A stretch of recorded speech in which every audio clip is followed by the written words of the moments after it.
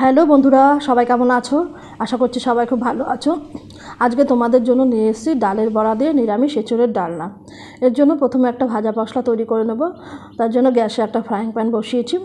তার মধ্যে দিয়ে দেবো এবার গোটা জিরা, গোটা ধইনা, গোটা গরম মশলা, এলাচ, দারচিনি, লবঙ্গ আর 4-5টা শুকনো লঙ্কা দিয়ে এগুলোকে হালকা রোস্ট করে নেব।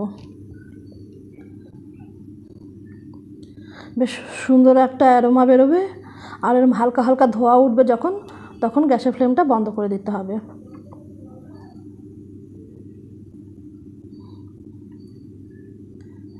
এবার এটা ঠান্ডা হয়ে গেলে গুঁড়ো করে নেব। আমি ভাজা মশলা গুঁড়ো করে নিয়েছি। এবার আলু কেটে নিয়েছি, এঁচোড় কেটে নিয়েছি। এবার এঁচোড়টার মধ্যে নুন আর হলুদ দিয়ে সেদ্ধ বসাবো। এঁচোড় সেদ্ধ হয়ে গেছে। আর এদিকে আমি ডাল ভিজিয়ে রেখেছিলাম। তো আগের দিন রাত্রেও ভিজিয়ে রাখতে পারো কিংবা 3 ঘন্টা আগেও ভিজিয়ে রাখতে পারো। এবার ডাল ভিজে গেছে, সেই ডালটাকে বেটে নিয়েছি। তার মধ্যে দিয়ে দিয়েছি হলুদ, লবণ, একটু আদা বাটা,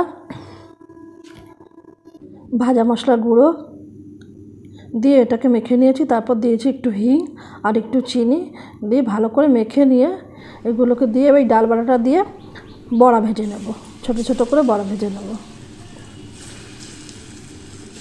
তেলের মধ্যে ছেড়ে বড়াগুলো আমি ভেজে নিচ্ছি।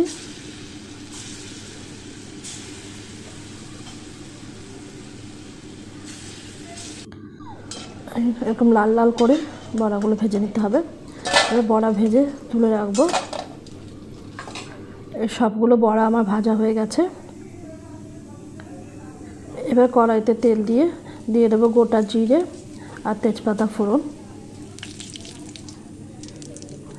দিয়ে আলুটা দিয়ে দেবো। দিয়ে আলুটাকে একটু ভালো করে ভাজা করে নেব।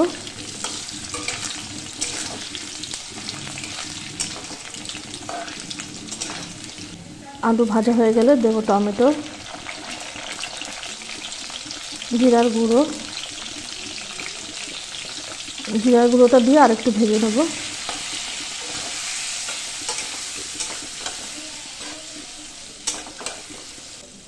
তারপর দেবো লঙ্কার গুঁড়ো, হলুদ, আদা বাটা,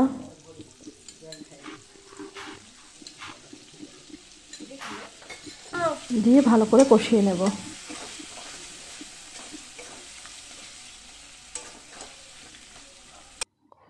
ভালো করে কষানো হয়ে গেলে দিয়ে দেবো এঁচোড়,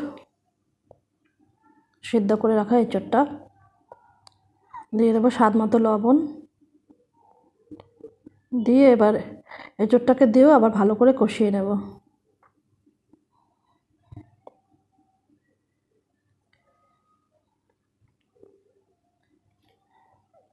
এবার দিয়ে দেবো ভাজা মশলা, 2-3 চামচ ভাজা মশলা দিয়ে দিলাম। দিয়ে সেটাকেও আবার একটু ভালো করে কষিয়ে নেব। কষিয়ে এবার পরিমাণ মতো জল দিয়ে দেবো। একটু বেশি করে জলটা দিতে হবে, কারণ বড়া দেওয়া হবে, বড়াতে ঝোল টানবে। একটু বেশি করে জলটা দিয়ে এবার ঢেকে দেবো সেদ্ধ হওয়ার জন্য। এবার এঁচোড় সেদ্ধ হয়ে গেলে দিয়ে দেবো চিনি, তারপর দেবো ঘি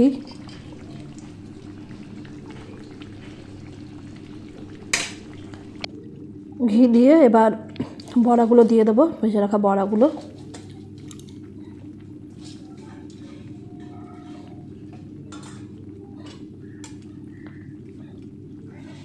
দিয়ে এবার ঢাকা দিয়ে গ্যাসের ফ্লেমটা বন্ধ করে দেব।